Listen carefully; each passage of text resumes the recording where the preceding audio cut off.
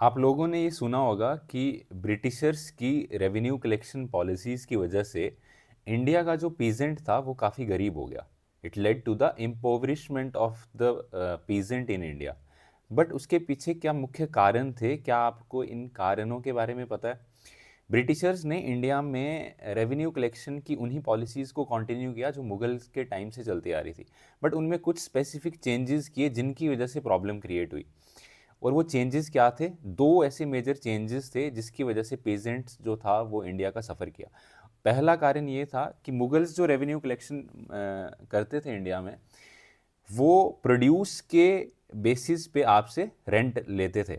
मतलब जो टैक्स लेते थे वो प्रोड्यूस के ऊपर लेते थे। अगर आपके पास 100 एकड़ जगह है और आप सिर्फ 50 एकड़ जगह पे ही अनाज उगा रहे हो, तो वो सिर्फ 50 एकड़ का ही आपसे टैक्स लेते थे। पर ब्रिटिशर्स ऐसा नहीं करते थे। ब्रिटिशर्स अगर आपके पास 100 एकड़ जगह है तो उनका जो टैक्स होगा वो 100 एकड़ जगह के ऊपर ही कैलकुलेट होगा।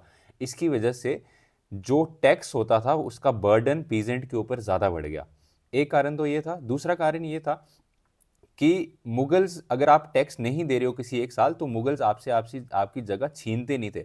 बट ब्रिटिशर्स जो है, अगर आप एक साल टैक्स नहीं दे रहे हो तो वो आपकी जगह को आपसे छीन लेते थे। ठीक है? तो आप जो है जगह जिस जमींदार के पास है वो रहती नहीं थी, तो ये प्रॉब्लम थी।